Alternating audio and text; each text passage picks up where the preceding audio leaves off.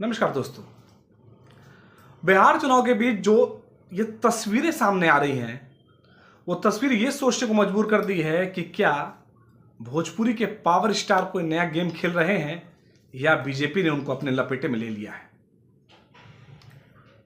2 दिनों पहले तक राउज एंड फॉल्स शो में एक जबरदस्त भूमिका में पवन सिंह नजर आ रहे थे।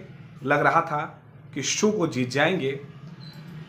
पवन सिंह की अदाकारी, पवन सिंह का जो गेम में बना रहना था, वो सलमान खान के शो पे भारी पड़ने लगा था। इस तरह की भी बातें सामने आ रही थी। लेकिन अचानक से शो छोड़कर बिहार की राजनीति में घुसने का पवन सिंह ने सोचा क्यों? इसके पीछे बहुत सारी कहानी है। खैर, हम अब खबर पे आते हैं। भोजपुरी के सुपरस्टार कहे जाने वाले पवन सिंह ने राजधानी दिल्ली में 3 बड़ी मुलाकातें की। सबसे पहले मुलाकात उनकी उपेंद्र कुशवाहा से रही है। उपेंद्र कुशवाहा से मुलाकात के बाद माना जा रहा था कि दोनों के बीच जो अदावत चल रही थी वो खत्म हो गई। आरएमएल प्रमुख उपेंद्र कुशवाहा और पवन सिंह दोनों 24 के लोकसभा चुनाव में एक ही सीट से आमने सामने की टक्कर में थे, काराकाट सीट से। उपेंद्र कुशवाहा को भी हार मिली थी और पवन सिंह भी हारे थे। हालांकि पवन सिंह ने उन्हें तीसरे नंबर पर पहुंचा दिया था। ये कहीं ना कहीं बीजेपी को खटक रहा था और पवन सिंह को साधने के लिए बीजेपी ने कोई नया गेम प्लान किया है। कहा यह जा रहा है कि पवन सिंह भी चुनाव लड़ना चाहते हैं। पवन सिंह का जो है प्रभाव शाहबाद का जो 22 विधानसभा है, जो 22 विधानसभा सीट है शाहबाद में, उन सभी को साधने की कोशिश है, क्योंकि वहां का रिकॉर्ड बहुत खराब रहा है बीजेपी का।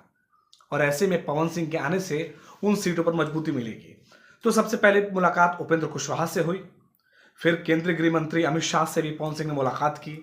जेपी नड्डा से मुलाकात की। तो ये आज बड़ी मुलाकात बिहार की राजनीति के लिए कुछ बड़ा संदेश लेकर आई है और बिहार की राजनीति में इस मुलाकात का जो मायना है वो काफ़ी अहम है। पवन सिंह की एक छवि जो सुपरस्टार के तौर पर है, पावर स्टार कहे जाते हैं, लोगों के बीच उनकी अच्छी खासी फैन फॉलोइंग है। उस फैन फॉलोइंग का वो फायदा उठाना चाहते हैं।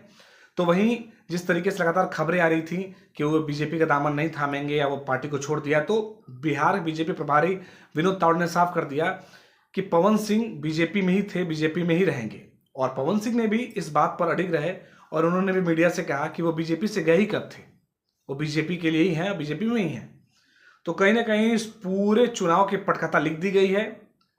पवन सिंह ने आज दिल्ली में मुलाकात कर ली है। अब समझ लीजिए कि बिहार चुनाव में पवन सिंह गर्मजोशी के साथ बीजेपी का प्रचार प्रसार करते नजर आएंगे और शायद चुनाव भी लड़े। धन्यवाद।